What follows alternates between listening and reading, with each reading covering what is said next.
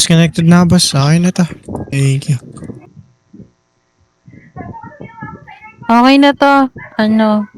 Sino ba to? Wayne. Mag-update na lang ako sa ticket. Thank you. Sige. Lin siya po? Hindi. Secret.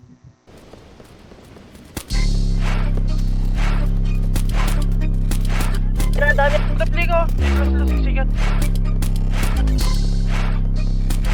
Down 3 na ba yun? Down short.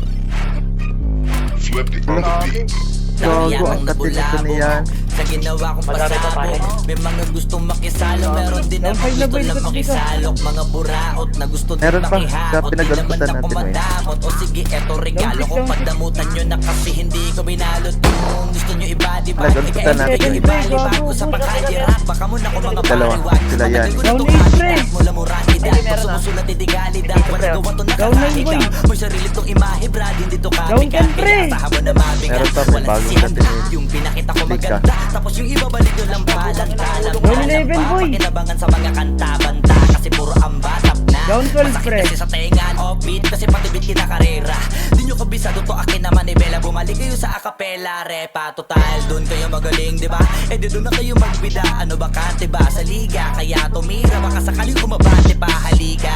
Kahit di ako magkakaroon, palagaan natin yung mga naghahamon. Magbabaon ako ngayon ang sumasagot kahit di tinatanong. Tawa ngayon iyak later, sige sila na yung mas greater. Kasi pag sila yung nag-rap, mahihirapan lahat pati arranger. Damn, pinili na maging hater. Pag hate, automatic kasi clickbait ill. Kahit baka million click pa yung mga video mo, matatawagan na hitmaker. Matabang nyo na tugtugin, pasok pumakikinig ibugnutin. Tas yung sinasabi nyo na uhugin, pumatok na kasi shooter. Kayo mga super loser, kasi kahit na anong gawin nyo sa akin ay kapuspuser. Hanggang sa net lang aabot, mga dakdak ko, kasi di ka 6-footer.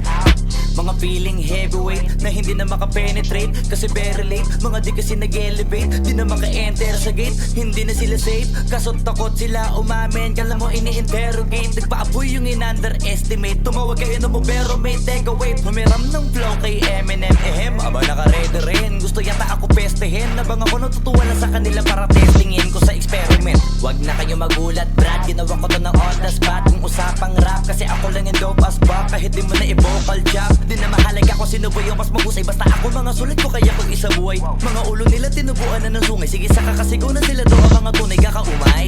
Palibasa din nagkakahuli mga buhay, kaya iba na lang ang hinahalukay. Kung hindi ko ini-spit ikaanin na utos, eh di sana di ko na sila binuhay.